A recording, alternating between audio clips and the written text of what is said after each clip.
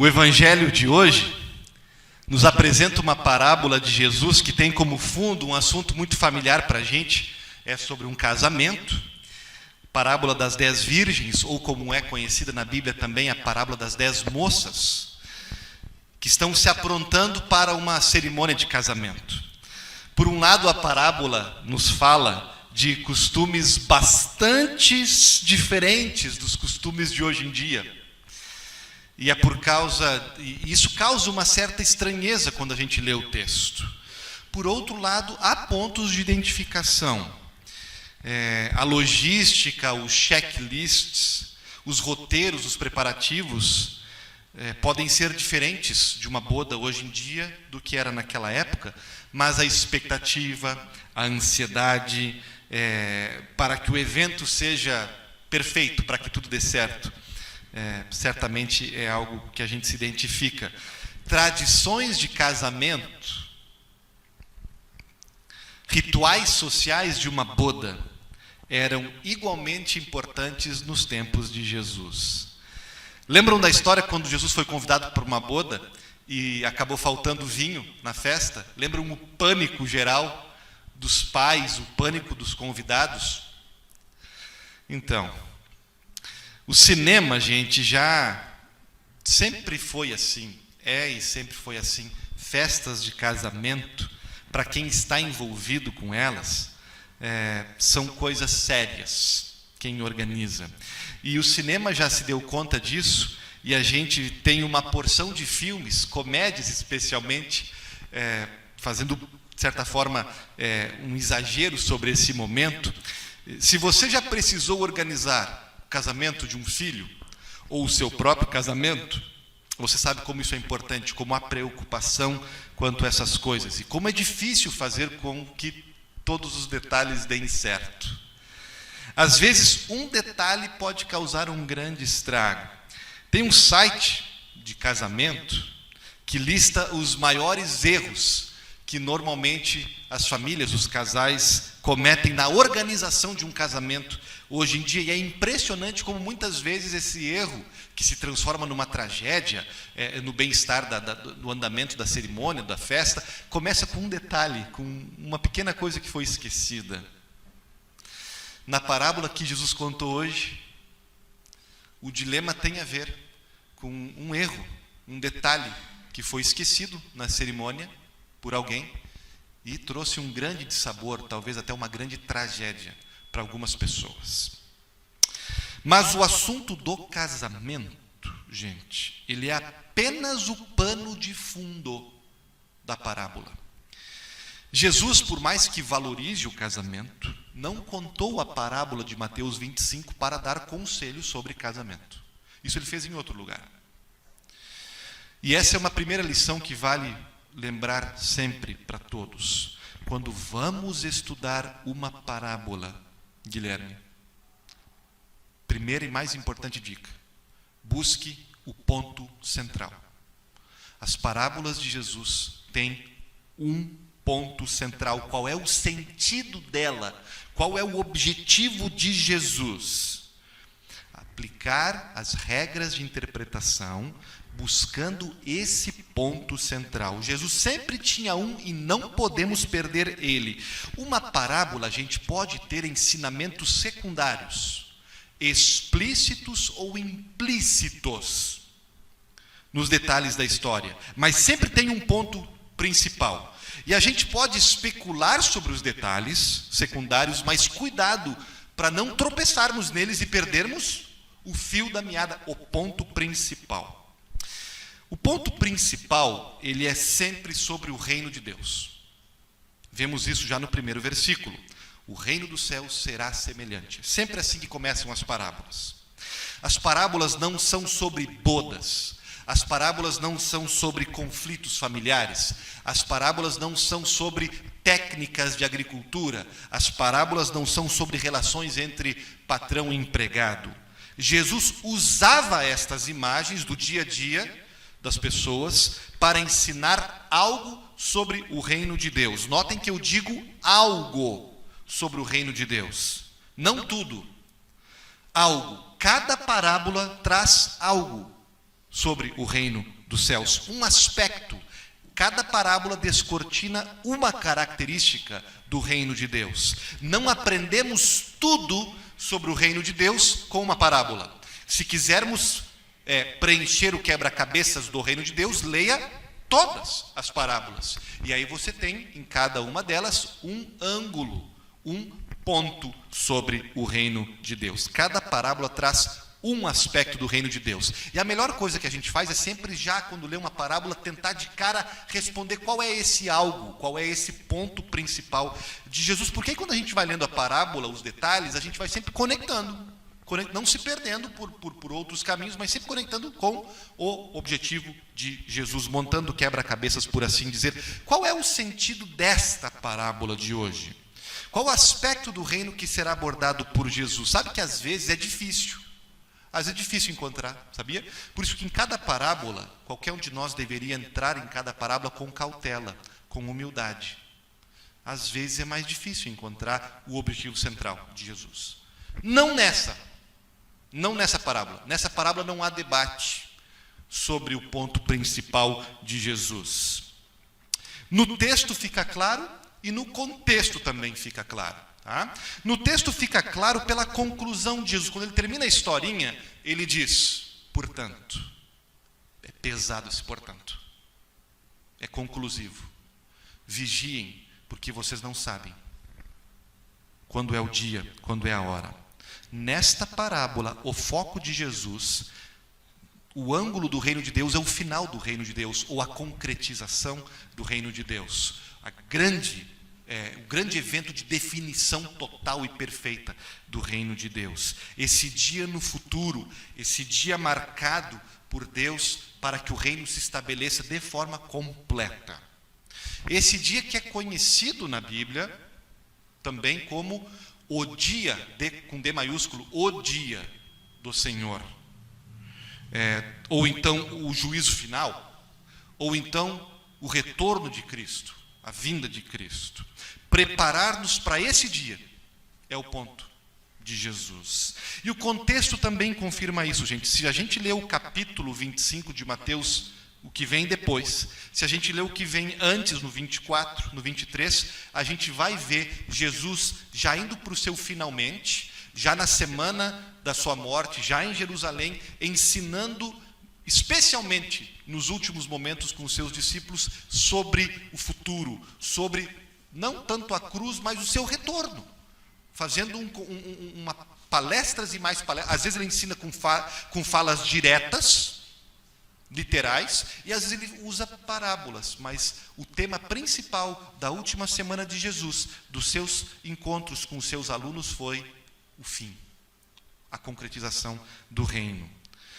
Esse texto de hoje é um desses textos que está incluído nesse contexto. Leia ao redor que você vai perceber. Jesus está muito focado em preparar-nos para esse dia.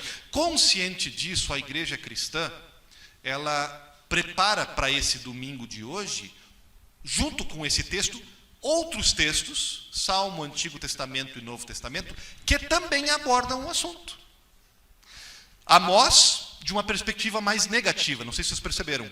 Amós, o dia do Senhor é um dia de terror, trevas. 1 Tessalonicenses, da perspectiva positiva.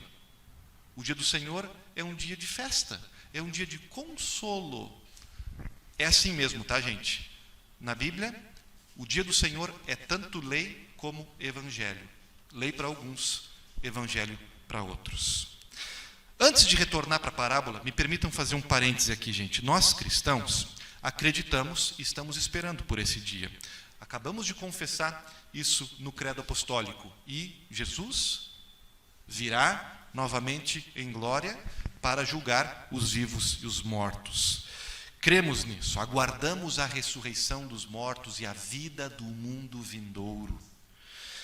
Mas essa parte da nossa fé, esse aspecto futuro do reino de Deus, tem sido cada vez mais esquecido ou diminuído. É verdade que houve um tempo que ele foi super valorizado, que ele foi talvez até exagerado. Se falava tanto do retorno de Jesus, do julgamento, que se esquecia que Jesus já está entre nós. Se falava tanto em vida após a morte, que se esquecia que já há vida antes da morte, para quem está em Cristo.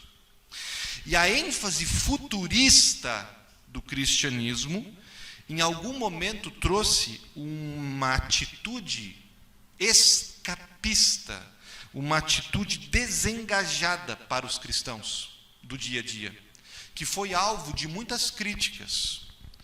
Marx, Nietzsche, Freud, por exemplo, pegam no pé desse ponto, dessa ênfase futurista que alguns tinham. E essa visão futurística também foi um campo fértil para muitas heresias.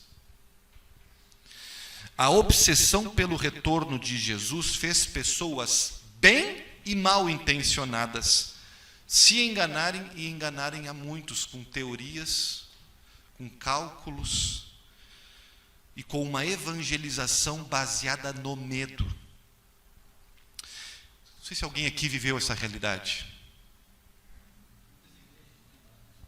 Conferências, livros, filmes sobre o fim dos tempos, os pôsteres com dragões e as referências de determinado político ou autoridade mundial como o anticristo. Isso foi e ainda é para muitos a doutrina cristã preferida, a mais fascinante de todas. Só que, de certa forma, no geral do cristianismo, isso ficou para trás. Hoje o estado do problema é outro. Viciados em pêndulos, como somos por causa do pecado, ou seja, viciado em posições extremadas, radicais, nós fomos de um extremo para o outro. Esquecemos completamente dessa promessa do retorno de Jesus, do aspecto futuro do reino de Deus. E aí nós ficamos totalmente controlados e absorvidos apenas com as questões do presente, do noticiário do dia. Se antes tínhamos torcicolo no pescoço porque só olhávamos para cima, para o céu, aguardando Jesus, hoje temos torcicolo no pescoço porque só olhamos para baixo, para a terra, para o aqui e agora. Talvez, gente, cedemos ao espírito da época, que é um espírito de desesperança, que é um espírito de desencantamento, que é um espírito de pessimismo, que é um espírito de viva agora como se não houvesse o amanhã. Talvez minimizamos esse ponto da nossa fé com medo de sermos chamados de fundamentalistas ingênuos que ainda acreditam nessa coisa. A questão, meus amados irmãos e irmãs, é que é impossível minimizar essa doutrina e continuar cristão. Tomou a decisão. Porque ela é chave nos ensinamentos de Jesus.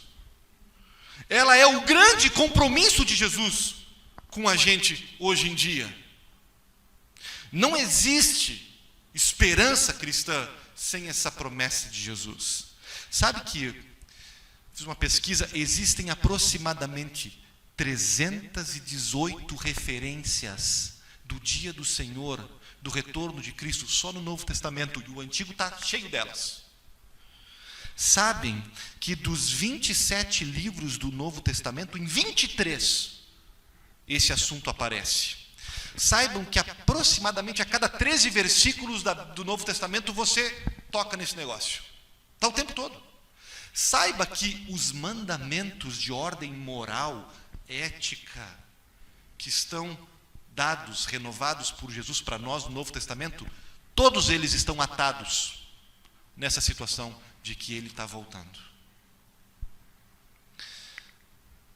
O dia do Senhor, a volta de Cristo, a vida do mundo vindouro, não é um constrangimento para nós, não é um tio chato da teologia. É essencial para a nossa fé. Por 2000 anos, a oração do povo de Deus, que nós estamos nos ombros deles, foi Maranata. Maranata. Vem, Senhor Jesus. Como é que vamos subestimar esse fato? O fato de que Jesus poderia estar voltando a qualquer instante deveria fazer parte do nosso bate-papo, do nosso orçamento, do nosso plano de carreira, dos nossos sonhos, das nossas orações. O fato de que nós não sabemos o dia e a hora, mas sabemos que vai acontecer, e nós estamos em contagem regressiva, deveria nos possuir, nos transformar, nos impulsionar, nos tornar mais sóbrios e vigilantes. Voltemos à parábola, fecho parênteses. Então o reino do céu será semelhante a 10 virgens, que pegando as suas lamparinas saíram a encontrar com o noivo. A história é sobre 10 virgens, 10 jovens que estavam aguardando o noivo. É uma cena de casamento, já mencionei. Não sabemos todos os detalhes dessa cena. É impossível a gente saber exatamente como era os costumes de casamento dos primeiros séculos na Palestina, mas sabemos algumas coisas. Sabe-se, por exemplo, que nos dias de Jesus, à medida que o casamento ia se aproximando, parte da alegria, parte da celebração, da expectativa, incluía o noivo chegar na casa da noiva para buscá-la, para então a cerimônia, para então para a festa. Era a grande surpresa do momento, equivalia-se talvez hoje em dia à entrada da noiva na igreja, né? Em termos de ápice, em termos de grande momento da cerimônia. E o noivo podia chegar a qualquer momento, gente, à casa da noiva. Era a surpresa do momento, né? Tudo para criar uma certa expectativa. E da parte da noiva, nas suas preparações, o seu trabalho era se preparar, estar pronta para quando o noivo chegasse, para buscá-la, né? E essa noiva tinha ao redor dela, na casa dela, no dia marcado, algumas amigas, né? Algumas jovens amigas, que tinham assim o trabalho, era uma mistura de madrinhas de casamento, aias, daminhas de honra e cerimonialistas. Elas faziam de tudo, essas jovens. E ao que elas mimavam a noiva no dia, elas encorajavam, elas estavam ali distraindo até a ansiedade da noiva, e parte do trabalho delas era quando o noivo despontava na rua, estava chegando, elas saíam para receber esse noivo e fazer uma espécie de cortejo, né? Uma escolta festiva, barulhenta, iluminada, para o noivo chegar até a casa da noiva. Algo bonito, gente. Algo muito bonito, ao que parece, né? E elas tinham essa responsabilidade e precisavam ter algo, lamparinas para iluminar acesas. Tinha uma certa responsabilidade técnica de iluminação desse momento do evento, por assim dizer. As luzes podiam ser necessárias caso o noivo chegasse à noite. Ou as luzes eram necessárias porque era parte da festa, do cortejo, ter um jogo de luzes, né? Algo bonito, porque luzes também embelezam.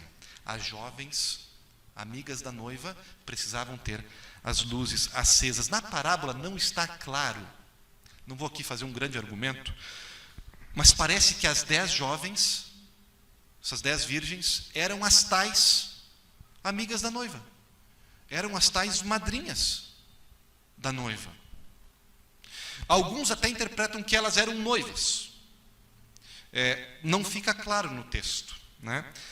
Também não sei se faz muito sentido, porque é apenas um noivo e 10 jovens esperando por ele. Não sei se Jesus ensinaria algo estranho ao que ele inventou como desenho do casamento. Um homem e uma mulher. Não sei se Jesus ensinaria uma parábola onde uma espécie de poligamia estaria acontecendo. Vocês me entendem? Então, eu optaria pela interpretação mais clássica de que essas jovens não eram a noiva em si, mas as amigas da noiva, as madrinhas de casamento. Mas mesmo que você não concorde comigo, esse não é o ponto principal da parábola, nem afeta o ponto principal. A gente pode caminhar sem essa definição, se você quiser. Na parábola de Jesus, 5 dessas jovens foram sábias, 5 foram nécias. E esse é um tema importante para o Mateus, para o evangelista Mateus. Mateus gosta de lembrar como Jesus falava de sábios e de nécios. né? Lembram do Sermão do Monte? Até a gente leu isso nessa semana. Jesus falando do texto da rocha, da areia, de construir a casa na rocha, os que são sábios, os que não são sábios. O pastor Nestor Velso tem até uma música sobre isso. A Bíblia fala muito disso, os Salmos falam disso, Provérbios é o livro que fala muito dessa diferença, sábios e nécios. Lembrando que na Bíblia sabedoria não é conhecimento intelectual, faz parte, mas não é. Sabedoria na Bíblia é capacidade de tomar decisões da vida, capacidade de tomar decisões práticas, capacidade de viver, gente, de uma forma digna, correta, bonita, e de viver sabendo, viver o hoje, né? Sabendo que há um amanhã, e é necessário estar preparado para ele. Isso é sabedoria na Bíblia. Qual foi a imprudência, qual foi a prudência? As imprudentes, ao pegar suas lamparinas, elas não levaram óleo consigo, as prudentes levaram óleo nas vasilhas. Bom, gente, não temos lâmpadas elétricas, né? Na época, a gente não tem isso. Não temos baterias. Para guardar o noivo é necessário lamparinas. Lamparinas perdem o combustível com o tempo. Precisam de óleo para queimar. É importante ter a lamparina, óleo dentro, mas também ter uma vasilha, um potezinho com azeite, para caso falte o óleo. Só com lamparina e óleo as jovens podem ter certeza que cumprirão sua missão, que farão seu trabalho. Lamparinas sem óleo mostram negligência, comprometem tudo, pode dar tudo errado. De que serve lamparinas vazias, mas sem óleo? E aqui nós temos duas coisas, talvez, para pensar, gente.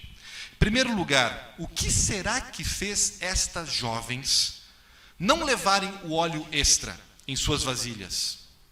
Será que elas não estavam nem aí? Acho que não. Porque elas parecem que estavam felizes nesse evento.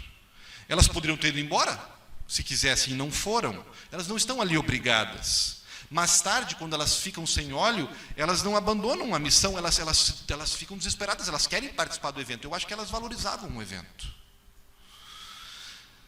Será que elas ficaram sem óleo porque elas não conheciam esse detalhe da lâmpada sem óleo? Ou porque elas tinham esquecido simplesmente do óleo? Pode ser. Mas a julgar pela importância da ocasião, do papel que elas tinham como damas de honra, eu tenho dificuldade em acreditar que foi apenas esquecimento ou desconhecimento. Se fosse esquecimento, talvez teriam esquecido de tudo, sabe? Do óleo e da lâmpada. Eu acho que algo mais sério estava acontecendo aqui, na atitude dessas moças. Eu acho que é uma negligência mais ativa, quase uma rebeldia. Qual rebeldia, pastor? Deduzir que elas sabem mais sobre o evento, que elas sabem mais sobre o noivo que o próprio noivo. Deduzir, pressupor que elas podem basicamente controlar o noivo. Tipo assim, ele vai chegar na hora que a gente está preparado. Ele tem que chegar na hora que a gente está preparado. De achar que sabem o que ele vai fazer. De pensar que ele ia chegar antes do escurecer. Pronto, vai chegar, vai ter que chegar.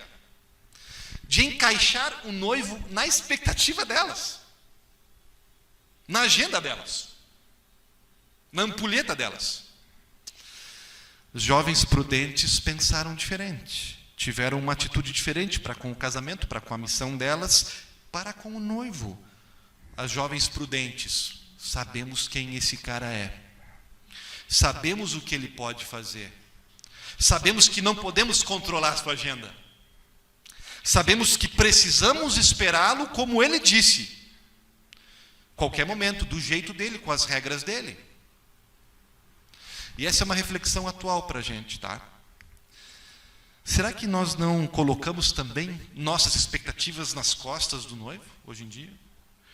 Será que não cultivamos nós hoje uma atitude rebelde de achar que podemos controlar o noivo? Deus não opera do jeito que nós queremos. Nunca fez. Não vai fazer. Larga esse osso. Outro ponto importante aqui nesta parábola é a pergunta-chave que a gente faz. Do que é que Jesus está falando? Eu entendi que essa lâmpada e esse óleo são chaves desse texto. O que é essa lâmpada? O que é esse óleo no reino de Deus? Há conjecturas aqui, tá? Há algumas opções que os estudiosos oferecem. E não necessariamente as opções se contradizem, podem ser todas partes da mesma resposta. Cada proposta tem seus pontos positivos. Nós, como luteranos, que somos, colocamos a ênfase na graça de Deus, na ação de Deus. E aí, gente, a nossa resposta mais comum é entender que as lamparinas são a fé. Se a fé é a lamparina, todos têm lamparina, todos têm fé em alguma coisa, todos têm fé. Se a fé é a lamparina, o que seria o óleo? O óleo, que é o mais chave da história, o óleo é o conteúdo, o que preenche a fé, o que informa a fé. O óleo é o combustível da fé. O óleo é o objeto onde a fé está depositada. Em que ou em quem eu coloco a minha fé? O óleo, para nós luteranos, é Cristo, gente. Chave da parábola é Cristo. É o Evangelho. Poderíamos falar do Espírito Santo também, acho que faz parte, porque o Espírito Santo é o grande, ou um dos grandes referenciais da Bíblia para óleo, no Antigo Testamento especialmente. E ele está unido a Cristo, é ele quem traz Cristo, né? Poderíamos seguir considerando possibilidades, trabalhando com os outros textos do domingo. Se quisermos usar as leituras do domingo, por exemplo, a gente poderia pensar no Salmo 70. No Salmo 70, que foi lido hoje de manhã, Davi está envergonhado porque ele caiu em pecado. E ele está envergonhado porque ele caiu em pecado, e tem uma galera que quer tirar ele do trono. Tem uma galera gritando, bem feito, bem feito. Uma galera achando que o Davi não merecia mais ser perdoado por Deus. Será que as nécias podem ser estas pessoas que riem das outras? Será que as nécias podem ser essas pessoas que querem o castigo, que não querem o perdão para o pecador que cai? Será que o conteúdo da lamparina é esse perdão e essa graça, que quem é, como o pessoal do Salmo do Davi, não entende, não desfruta para si e não quer deixar ninguém mais desfrutar? É uma interpretação. Amós pode nos ajudar também. Será que algumas dessas nécias, como fala o texto de Amós, eram pessoas que acreditavam que estavam prontas? Elas diziam, deixa vir o dia do Senhor. Estamos esperando, partiu o dia do Senhor, elas diziam em Amós. Né? Porque elas acham que as lâmpadas delas estão com tudo certo, estão em dia, elas estão com a vida em dia. Né? E por que elas acham que elas estão com a vida em dia? O texto de Amós vai dizer, porque elas faziam rituais, elas iam muito para a igreja.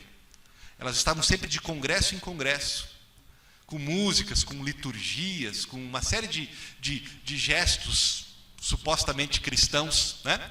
Elas achavam que por fazer muito culto, fazer muita programação na igreja, gostar muito de atividades dentro da igreja, reuniões solenes, diz o texto, elas achavam que pode vir o dia do Senhor, eu estou sempre na igreja. Estou sempre na igreja, eu participo, eu conheço a liturgia de cor, pode vir, venha o dia do Senhor. E Amós vai dizer, vocês estão malucas? O dia do Senhor para vocês que são ocas, que estão botando a fé de vocês na religiosidade de vocês, o dia do Senhor para vocês é dia de terror. Não vai ser bonito para vocês, que acham que estar preparado é ter uma fachada, sabe? É ter uma religião por fora, uma religião de rituais. Amós, será que as nécias são essas pessoas que são vazias por dentro, mas se baseiam na sua religiosidade? Pode ser. É bom a gente comparar textos da Bíblia. Engrandece. Versículo 5, o noivo está demorando, todas ficam sonolentas e adormecem. Duas coisas aqui, gente. Primeira, vejam, o noivo está demorando. Não sabemos quando ele vem. E aí a teologia de algumas igrejas que adoram calcular, adoram interpretar sinais, aqui elas sucumbem. Aqui elas separam os meninos dos homens. Aqui. especulações vão ter dificuldade com esse texto. O noivo não chega quando você acha que ele chega. Tá? O noivo não opera no nosso sistema, na nossa agenda. O noivo demora. É um problema, não vou negar isso, que o noivo demore. A demora de Deus é um problema. Confundimos com atraso. Há todo um debate sobre o atraso da parousia na teologia. Críticos e até mesmo alguns cristãos fazem uma crise aqui do cristianismo. Dizem que é o calcanhar de Aquiles do cristianismo. Jesus disse que ia voltar em breve, e onde? Cadê?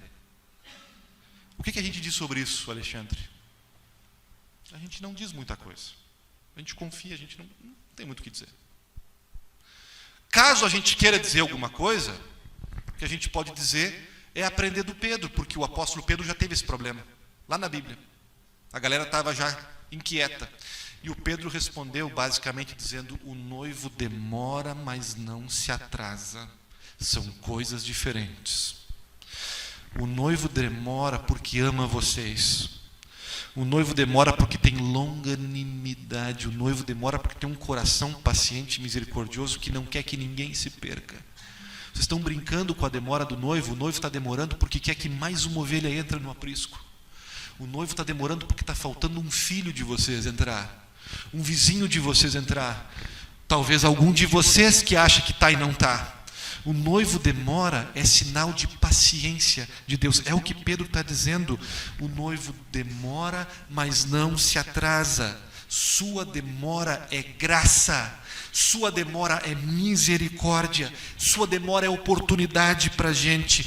Deus demora, mas não se atrasa. Isso vale para o retorno de Cristo, mas talvez valha para vocês nas suas questões hoje do dia a dia. Estão esperando ser pai de uma criança, estão esperando um novo emprego, estão esperando fechar o contrato, estão esperando uma resolução de alguma situação pessoal, e Deus está demorando. Sim, Deus demora às vezes, mas Ele não se atrasa.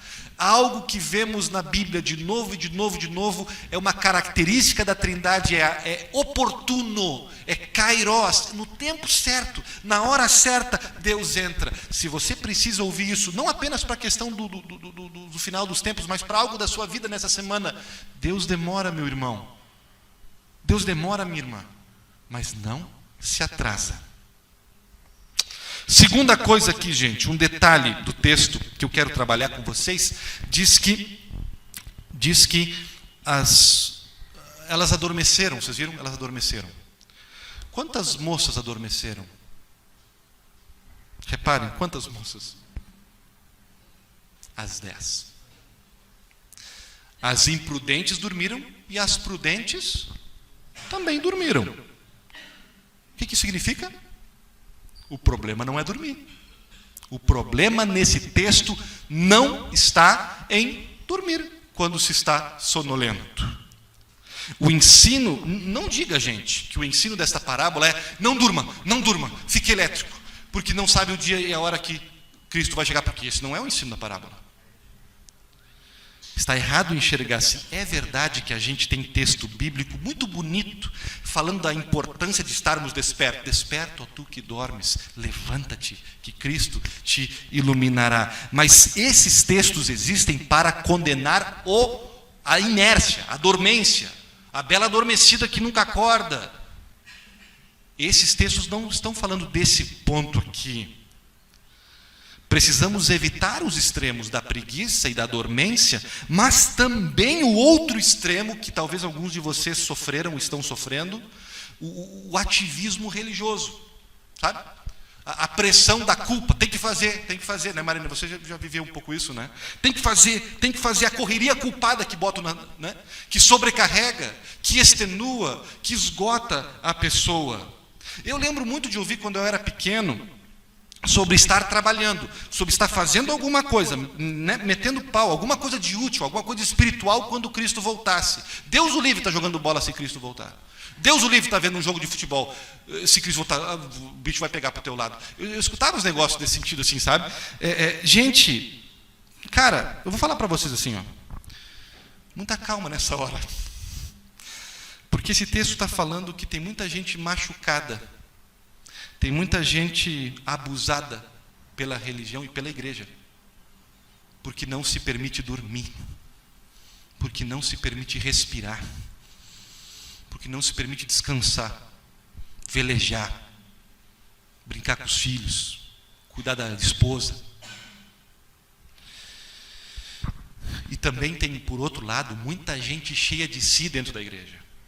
Muita gente arrogante dentro da igreja, porque trabalha muito, sabe? Está sempre suando, sempre carregando uma cadeira, sempre envolvido com alguma reunião, né? E não consegue controlar o seu próprio ritmo, cobra demais de si, e aí cobra demais dos outros, se torna uma pessoa insuportável na igreja, porque está sempre cobrando os outros demais.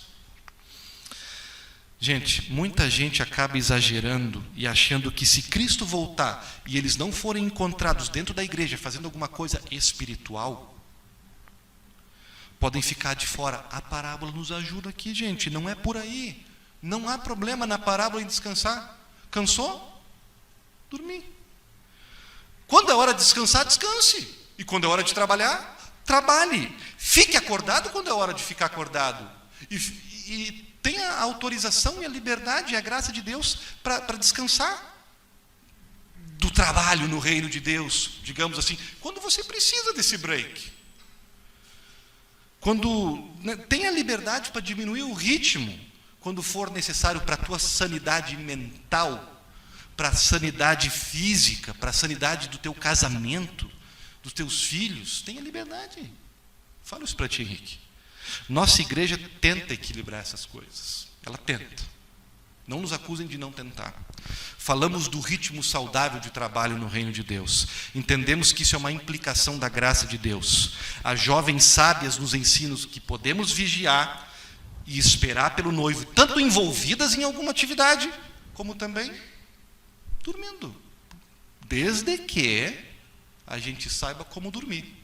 E a gente durma com a lamparina e o óleo ali. Faça seu trabalho, meus irmãos, minhas irmãs, mas descanse quando precise. Para vigiar, a verdade é que a gente precisa estar descansado. Quantas pessoas caíram da fé? Caíram num fracasso moral, sabe por quê? Porque estavam tão assoberbadas, tão cansadas, que perderam a concentração no ritmo frenético de trabalho, e foi justamente essa superocupação, esse superativismo e esse orgulho que vem imbuído aí, que o diabo achou uma brecha para fazê-las cair. Quando Cristo voltar, isso é mandamento da gente, santificarás o dia do descanso. É mandamento. Saber achar a hora de trabalhar e a hora de descansar. Quando Cristo voltar, pense sobre isso um pouquinho, tá? Como é que você quer ser encontrado? Se for do lado de uma pessoa doente, de uma mãe com Alzheimer, de um pai, de um avô com esquizofrenia, de uma sobrinha precisando de um conselho, glória a Deus, que bonito. Se Cristo voltar e te encontrar engajado numa causa social da tua preferência, trabalhando pelo bem das pessoas que sofrem, né? Envolvido, buscando alguma coisa de útil, de positivo para o mundo, glória a Deus. Glória a Deus. Se Cristo voltar, gente, e te encontrar na igreja, num culto, escutando a palavra, cantando, numa reunião virtual, definindo um projeto da igreja, glória a Deus. Se Cristo voltar e te encontrar fazendo o teu trabalho lá na tua vocação, no escritório, na fábrica, no meio dos livros, estudando por um processo, glória a Deus. Que bonito que Cristo te encontre assim. Se Cristo voltar, gente, e por acaso te encontrar dormindo, e alguns vão estar dormindo, porque essa é uma volta global e simultânea em todos os lugares, os fusos horários do mundo são diferentes, alguns vão estar dormindo. Se corresponder a gente, receber a Cristo dormindo, embalado no sono, com o rosto marcado do travesseiro, que jeito espetacular de ser acordado pelo nosso Mestre. Glória a Deus. cair nos braços dele. Eu gostaria de estar aqui nesse púlpito com vocês. Mas se não for, glória a Deus, gente. O homem que durante o dia edificou poderá retornar ao seu coração ao anoitecer para ser abençoado pelo dom do silêncio e adormecer de leve, antes que o sono o aquiete. Eliot. Seguimos. À meia-noite ouviu-se um grito: eis o noivo. Então todas aquelas virgens se levantaram e prepararam suas lamparinas, e as imprudentes disseram às prudentes: deem a nós um pouco do óleo que vocês trouxeram, porque as nossas lamparinas estão se apagando. Mas as prudentes responderam: não, porque vai faltar algo para nós e vai faltar para vocês. Vão e vendem e comprem óleo para vocês. Aqui começa o drama. Sem óleo nas lamparinas bate o desespero. O que fazer? É intrigante que elas pediram emprestado para as amigas, mas as amigas disseram: não podemos emprestar. E alguns dizem aqui: mas como? Como é que elas não dão? Como é que, né? Jesus não ensina a dar, melhor que receber, boas obras, dar para o outro. Jesus ensina. Se a parábola essa parábola fosse sobre o reino de Deus, na sua perspectiva da nossa vida, da generosidade de viver, aí o texto seria diferente, o enredo era outro. Lembram? Isso aqui não fala da nossa vida agora. Isso fala do preparo para o dia que Cristo voltar. E nesse contexto, elas tinham que dizer não, porque não é possível dizer sim.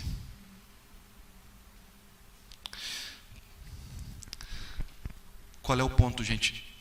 Quando Cristo voltar, não vai dar para se apoiar na fé dos outros, no Cristo dos outros. Quando Cristo voltar, não vai dar para entrar de carona na espiritualidade do irmão, do pai, do filho, do pastor. Quando Cristo voltar, não vai dar para pegar carona em ninguém. Hoje nos apoiamos. Hoje, muitos desfrutam da fé, do exemplo, das boas obras dos outros. Hoje muitos são beneficiados porque algum familiar está orando pela gente, porque algum pastor, porque algum irmão de alguma igreja está orando pela gente, está trabalhando pela gente, está fazendo um culto pela gente, está ofertando pela gente. Hoje a gente se apoia nos outros, a gente está no ombro dos outros. Aqui na igreja, por exemplo, alguns carregam pianos por outros. Alguns trabalham e se doam por outros. Não está certo isso, mas é possível. Tem até um aspecto de beleza sobre isso. Os fortes carregando os fracos, o trigo suportando o joio. Obrigado a todos que nesta igreja suportam os outros e apoiam os outros e deixam os outros subir nos ombros. Arrependam-se todos aqueles que estão nos ombros dos outros, nas costas dos outros. Arrependam-se enquanto que é tempo, porque hoje é possível viver assim, mas vai ter um dia que não vai ser mais. Vai ter um dia que a fé é individual, a salvação é individual, a entrada na festa é com ingresso individual e intransferível. Não sei como é que essa palavra chega para você, mas pense sobre isso. Obrigado se você está permitindo hoje outros ser carregado por você. Mas se você está brincando de ser cristão, criancinha, bebezinho, que o outro tem que carregar o tempo todo, arrependa-se disso, enquanto que é tempo. E saindo elas para comprar, chegou um noivo e as que estavam preparadas entraram na festa. Tem 2 pontos que eu quero abordar com vocês. Momento mais dramático da história. O que foi a falta de juízo, gente? Já respondemos, né? É a falta da fé em Cristo. É a falta do Evangelho, né? Sim, não ter óleo. Não ter óleo foi a imprudência, mas só em parte. Porque o texto vai dizer que elas não tinha acabado o óleo delas totalmente. Vocês viram? Estava acabando. Olha que detalhe interessante. E aí nós vemos talvez uma outra imprudência, pior talvez. Qual foi a pior das imprudências? Foi com um pouquinho de óleo terem saído para comprar. Tentar consertar um erro com outro erro pior, nos 45 minutos do segundo tempo. Melhor ter óleo vazando, mas se não tiver muito óleo e tiver um tiquinho de óleo, não saia da festa. Não vá comprar. Não vá buscar com os teus próprios dinheiros e méritos, porque essa consequência vai ser pior para você. A consequência de perder a chegada da festa. Essa tese não está explícita no texto, mas eu posso trabalhar com ela, porque na comparação com o reino de Deus faz sentido. Ficar de fora por querer comprar óleo com o teu dinheiro é pior do que arriscar encontrar o noivo com um pouquinho de óleo. Porque um tiquinho de óleo suficiente para fazer a lamparina ter uma luzinha de vela lusco-fusco, acende e apaga, pavio que fumega, é válida para o reino dos céus. Jesus prometeu: não apagarei o pavio que fumega. Se tiver com uma lâmpada, uma fé simplesinha, é perigoso para a tua vida. Mas uma fé pequenininha no objeto certo é melhor que uma fé gigante no teu próprio dinheiro para comprar, nas tuas próprias realizações e nos teus próprios méritos. Essa é uma verdade escondida na parábola. Parte do problema foi não terem óleo. Parte do problema foi querer comprar o que só podem receber de graça. A salvação por meio de Jesus Cristo. E essa tese encontra respaldo num outro texto que dialoga com essa parábola, também em Mateus, também de Jesus, que foi no Sermão do Monte, nós lemos ele essa semana, né, que diz assim, Jesus lá ensinando, os textos são muito semelhantes. Veja que logo a seguir, nessa história da parábola, quando o noivo chega e as imprudentes não estão lá, elas chamam: Senhor, Senhor, vocês viram? Me deixa entrar. E ele diz: em verdade vos digo, não conheço vocês. Quando é que Jesus falou isso por primeira vez? Porque aqui foi a segunda. A primeira vez foi no Sermão do Monte. Quando ele disse, contou essa história de pessoas querendo entrar no reino dos céus, chamando Senhor, Senhor, e ele dizendo para elas: não conheço vocês. E qual foi o problema lá em Mateus 7? O problema foi que as pessoas que diziam Senhor, Senhor estavam querendo impressioná-lo com as suas obras, com os milagres que faziam, com as suas realizações, com o seu currículo religioso. Para esse, Jesus diz: não conheço você. É nítida a conexão dos dois textos. Se tentar comprar, se tentar merecer, se tentar impressionar o noivo, não vai rolar, gente. O que você vai ouvir é: eu não te conheço. E o som da porta batendo, e a porta bate. Talvez é a frase mais triste da Bíblia. A porta da festa se fechando, uma frase da parábola que reverbera na Bíblia. Lembramos do jardim do Éden, Adão e Eva experimentando o som da batida da porta se fechando para eles no jardim, diante dos seus olhos. Lembramos da porta da arca de Noé se fechando pelo lado de fora, pelo próprio Deus. Nosso estado pecaminoso, a porta do céu está fechada para a gente. Está fechada. Glória a Deus que Deus agiu e veio abrir a porta. E nós vemos isso acontecendo já quando Jesus é batizado, gente. O que acontece quando Jesus é batizado? Abre-se o céu e uma voz lá diz assim: está aqui a justiça, está aqui o Cordeiro de Deus que tira o pecado. Eis o meu Filho amado, ouçam a Ele. E a gente poderia falar dessa porta se abrindo até mesmo simbolicamente quando a cortina do templo se rasga, o véu se rasga quando Jesus morre na Sexta-feira Santa. É assim que hoje encontramos A porta fechada do Éden é revertida e ela é aberta, escancarada a partir de Jesus. E é assim que as portas estão hoje, abertas para você, abertas para os seus filhos, abertas para os seus colegas. Estamos no tempo da graça, da oportunidade. Não desperdice isso. O noivo está a caminho, a porta está aberta. Não desperdice isso. Vigie, concluiu Jesus. Vigie cuidando da sua própria lamparina, o óleo dela. Vigie se agarrando em Cristo, somente em Cristo.